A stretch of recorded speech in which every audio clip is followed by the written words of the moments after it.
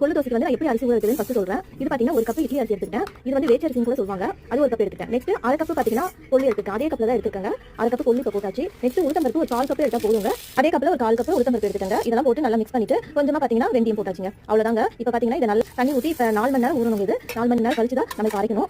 இது பாத்தீங்கன்னா மதியானமே ஊற வச்சிட்டேன். இப்போ ஈவினிங்கா வந்து நான் எடுத்து அரைக்க போறேங்க. இங்க பாத்தீங்கன்னா பாருங்க நல்லா ஊறிச்சு. நான் இப்போ இத மிக்ஸி ஜார்ல போட்டு அரைக்க போறேங்க. நீங்க எப்பவுமே மார்னிங் வந்து பிரேக்ஃபாஸ்ட்க்கு இந்த தோசை எடுத்துக்கணும்னா ஒரு நாள் முன்னாடி மதியானமே ஊற வச்சிருங்க. ஈவினிங் டைம்ல பாத்தீங்கன்னா இந்த மாதிரி அரைச்சு வச்சிருங்க. அதுதான் கரெக்ட்டா இருக்கும். ஏன்னா இது வந்து நம்ம வந்து போறங்க. இந்த மாவு பாத்தீங்கன்னா ஒரு நைட் ஃபுல்லாலாம் வெளியில வைக்க கூடாதுங்க. ஜஸ்ட் ஒரு 4 மணி நேரம் வந்து வெளியில வச்சிட்டு அதுக்கு அப்புறம் நம்ம எடுத்து ஃப்ரிட்ஜ்ல வச்சிடணும். அதுக்காக தான் பாத்தீங்கன்னா மதியானம் அரிசி ஊற வச்சிட்டு ஈவினிங் டைம்ல அரைச்சிட்டு நம்ம நைட் தூங்கறதுக்கு முன்னாடி பாத்தீங்கன்னா எடுத்து ஃபுல்லா வச்சிட்டா ரொம்ப புடிச்சிரும். அது நம்ம பாத்தீங்கன்னா தோசை புளிப்பா இருக்குங்க. அதனால தான் மாவு அரைச்ச உடனே தோசை செய்யற அளவுக்கு வந்து கொஞ்சம் தண்ணி ஊத்தி நான் மிக்ஸ் பண்ண போறேன்.